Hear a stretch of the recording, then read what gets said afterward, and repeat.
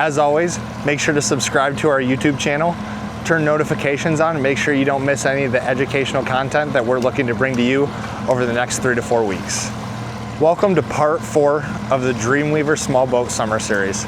Today we're focusing on fishing with J-plugs and spoons.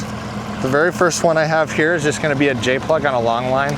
Now, how we attach these J-plugs is going to be important. You notice how I have just your standard snap swivel there. I don't have your standard spinning ball bearing swivel, just a standard snap swivel, or tying that line right onto that loop on these J-plugs is my favorite way to do it. Play around with what you like.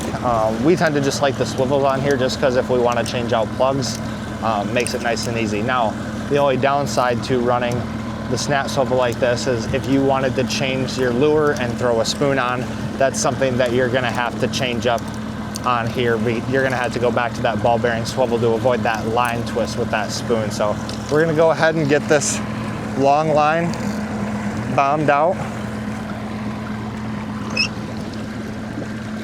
Now, while this long line's going out, any of these presentations you can work on different rod setups. Again, obviously on your long lines, it's easy enough to run a J-plug or a spoon. Same thing with a downrigger. On a low here, I just have a Dreamweaver standard size spoon. And just like fishing a flasher fly or meat rig or anything like that, you can go ahead and just toss this back behind the boat. Again, if you paid attention to our dipsey video a couple weeks ago, doesn't matter what order you set these rods in, as long as they're ready to go. And we can go ahead and start to creep our low diver out with that Dreamweaver spoon on there. The next one we're going to deploy, we have just a mag size Dreamweaver diet soda spoon on here. Now again, this is something you can play around with.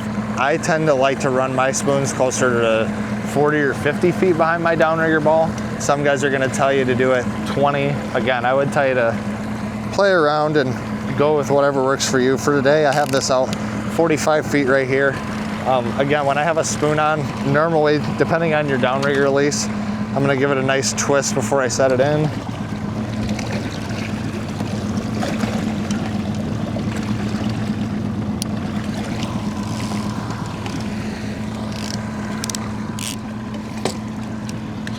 Can set that in my rod holder, and that's going down. Now, if we want to throw the slider on for today, I have a 4-foot slider. Just have a ball bearing swivel on each end. Once this downrigger gets closer to the depth that I want it to, it's about 30 now, I'm going to put this about 50 down. So I'm going to go ahead and stop my downrigger at that 50 feet there. Let out just a little extra line. I'm going to clip this open-ended swivel right on the main line. Close that up. Again, you can see about that 4-foot lead.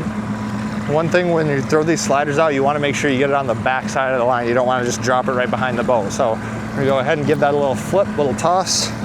Try to get this back in the rod holder as quickly as we can.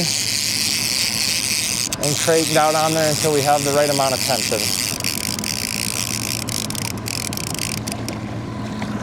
Now, you can only run that slider if you have another spoon on. If you have a flasher fly or a meat rig or a J-plug on that bottom lure, the slider is not going to work.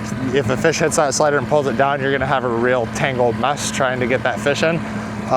But running sliders is a great way to get an extra bait in the water when things are hot or you have a specific spoon that you want to try to get in. What happens with the monofilament on these downrigger reels is it goes down to that cannonball releasing clips, and right where that turn is where it starts to go back and then turn straight back down toward the ball, that slider will stop anywhere from 10 to 20, 30 feet above your downrigger ball, and it'll just kind of slide across that line. So if you see a fish hit your downrigger and it either didn't release the downrigger or it pops right up and it doesn't look like there's any tension, make sure you reel for a solid 10, 15 seconds to make sure you get down to that fish in case there's one there.